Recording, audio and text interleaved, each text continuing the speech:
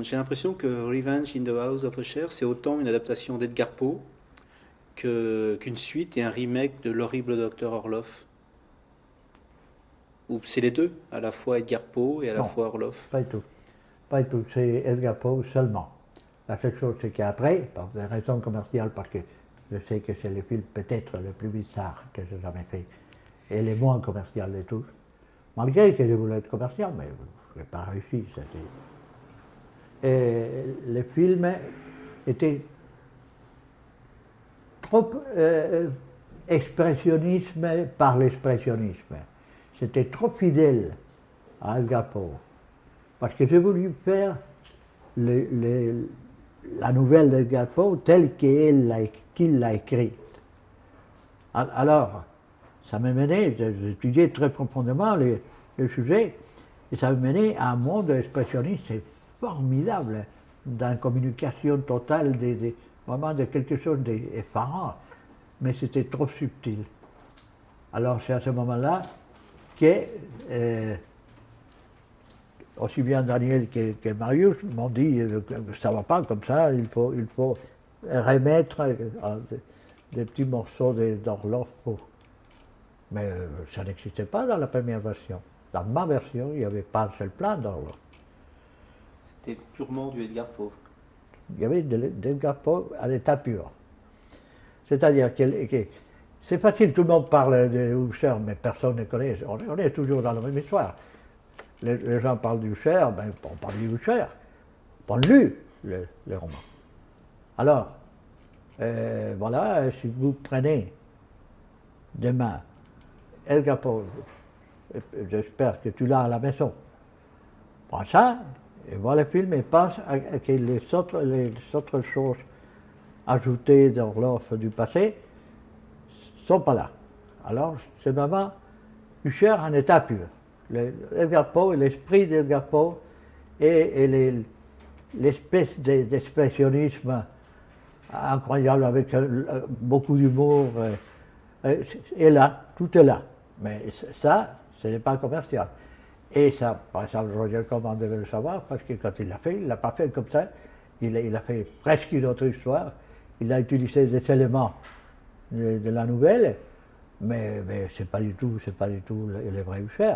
Et même les vieux films d'Epstein qui étaient beaucoup plus fidèles, il y avait déjà des choses ajoutées. Alors j'ai voulu être pur, parce que c'est un des rares films que j'ai produit par moi-même, j'ai voulu faire l'histoire de la maison Usher telle que Poe l'a écrite, en faisant un film expressionniste à 100%, avec du maquillage expressionniste et tout de l'expressionnisme. Voilà. C'est votre film le plus littéraire, hein, justement parce qu'il est très très proche d'Edgar Poe, parce qu'il colle à Edgar Poe. Probablement. Un peu comme Les Nuits de Dracula aussi auparavant, qui était très proche du roman de Bram Stoker.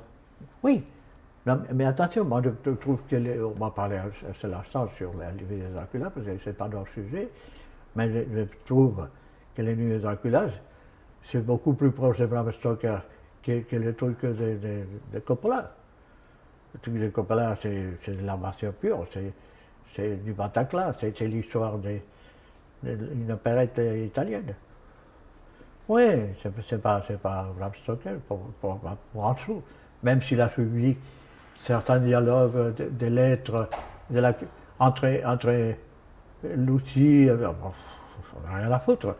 Ça, les paroles sont les mêmes, mais l'histoire, les personnages ne sont pas du tout Bram Stoker. Et en plus, il y a un élément nocif là-dedans, c'est que le vampire Dracula tel que Bram Stoker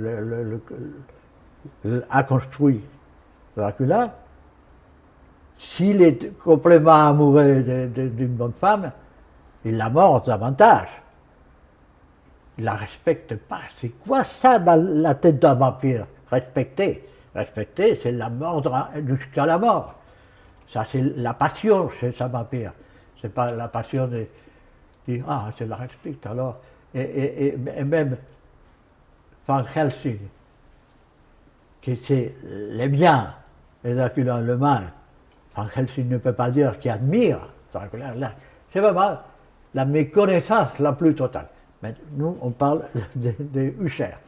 Alors, Usher, il y a un monde en ruine qui est au bord de la destruction, et il y a un fou furieux qui vit dans ce château entouré par les fantômes de son passé. Disons, on reprend Edgar Poe. Et un jour, la maison s'écroule. Voilà. Ça y est. Et s'écroule avec tout ce que ça signifie. Voilà. Et personne n'avait tourné ça.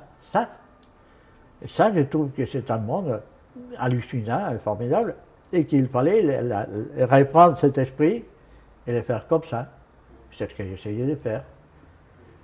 Et alors, avec qui? Et en tournant d'une façon expressionniste complètement, avec beaucoup de plans généraux, des lumières coincées comme ça. Les maquillages de Verdon, par exemple, c'est un maquillage expressionniste, à 100%, de tout le monde, quoi. Et les acteurs, même, j'ai poussé les acteurs pour qu'ils jouent d'une façon expressionniste. Tu vois, qui se correspondent beaucoup plus au cinéma de Murnau, comme ça, qu'à la réalité. Au Vampire de Dreyer, voilà. On y pense souvent. Oui, mais je ne sais pas, voilà. C'est ça que j'ai voulu faire. Et les couleurs, ça ne m'a pas gêné du tout les faire en couleur, parce que je voulais faire des couleurs bizarres, des couleurs spéciales, des couleurs expressionnistes. Et je crois que tout est là. Après, le film est sorti au moment où la mode était les triperies. Alors il n'y a pas de tripes dedans, il n'y a rien dans ce monde. C'est un film beaucoup plus poétique, c'est un poème. Oui, le roman. Edgar Poe était un poète, et ça c'est un poème. Alors j'ai voulu faire le poème. Et le poème est arrivé comme au moment où tout le monde sait qu'il fait la tête qu'on arrache et on bouffe les tripes de tout le monde. Mais tant pis pour moi, quoi.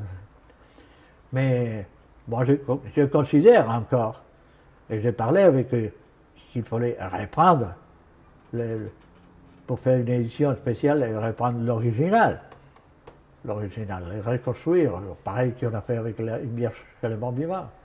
Parce que s'il y a un film qui est bien là, c'est le film qui n'existe pas maintenant. C'est un film qu'il faut restaurer. Oui, qu'il faut restaurer. Et vous avez particulièrement travaillé les images sur ce film Ah oui, c'est moi qui ai fait la photo aussi, c'est moi. Ah, vous êtes directeur de la photo? Oui. Là, j'ai pris cette responsabilité parce que s'il y a quelque chose que je connais bien, c'est la lumière de l'expressionnisme. Alors, j'ai voulu faire ça. Alors, étant donné que ça est arrivé au moment où le chef opérateur, tout ce qu'il voulait, c'est faire du réalisme avec des filtres à la con, là, qui fassent des fictions et des trucs. Moi, je ne voulais pas. Alors, j'ai dit, bon, je le fais, moi. Donc, vous avez chassé le premier chef opérateur pour faire vous-même la photographie? Oui. Et j'ai fait la photographie, j'ai fait le cadre aussi. Mais ça, c'est pas important. C'est la seule chose, c'est que j'ai voulu garder l'esprit que j'avais en tête pour une fois. Tu vois, à la place de me voir médiatisé par ceci, cela, j'étais les mettre après Dieu, donc je le fais comme je veux, une fois. C'est un véritable film d'auteur, comme on dit. Ouais, ça c'est... Hitchcock était un auteur ou pas? Oui. Il n'a jamais écrit un scénario. Il n'a jamais fait la photo, lui. Donc la création, ça vient du metteur en scène, dans le sens n'est pas un metteur en scène qu'on loue par maître, mais un metteur en scène qui est responsable et qui donne son point de vue, c'est toujours un auteur. Ou c'est pas un auteur, voilà, on dit Hitchcock, mais John Ford, il n'a pas signé des scénarios non plus. C'est quelqu'un qui marque le film de sa personnalité. Voilà. Avant tout. Un point de vue. C'est son point de vue qui compte. Alors vous regardez un film western de Howard Hawks, un film de John Ford et un film de n'importe qui. Alors je suppose que vous savez dire, ça c'est John Ford, ça c'est Howard Hawks, ça c'est n'importe qui. Voilà. Alors dans ce sens-là, moi je crois qu'en effet, Je suis un auteur, peut-être un très mauvais auteur, ça c'est autre chose, ça ne discute pas. Mais que c'est un auteur dans le sens que mes films ont une certaine patte, une certaine personnalité, peut-être mauvaise personnalité, mais une personnalité qui les fait différents. Alors Usher, à mon avis, c'est le film le plus personnel que j'ai jamais fait. Oui, ça se ressent du début à la fin. Parce qu'il y a beaucoup de monologues, c'est un film qui va complètement contre tous les clichés commerciaux, comme vous disiez tout à l'heure, hein, le gore et tout. Et c'est un film très dialogué, c'est un film qui finalement... Où les dialogues sont complètement kafkiens, sont plus près de Ionescu ou de Beckett que de la conception normale d'un dialogue cinéma, un dialogue d'information. En général, dans le cinéma, les dialogues sont pour éclairer la tête du spectateur, et surtout des producteurs, des distributeurs, qui eux sont la tête dure en général, et les expliquer qu'est-ce que c'est que les films. Alors, moi, je n'ai pas voulu utiliser ces clichés, j'ai voulu être pur, être en état pur, total. J'ai pris tous les risques, et je me suis cassé la gueule. Mais, je ne suis pas mécontent, et je serai heureux, pas seulement pas mécontent, mais heureux, si on arrive à reconstruire le film tel que je l'ai fait. Et ce serait aussi un bel hommage à Howard Vernon. Ah oui, Howard, je trouve qu'il est génial dans le film. Je trouve il dépasse n'importe quel autre acteur qui a fait de l'expressionnisme ou qui a fait de l'épouvante. Il est absolument génial. Et Lina, c'est la meilleure interprétation qu'elle a jamais faite de sa vie. Elle est sensationnelle. Tout le monde est bien.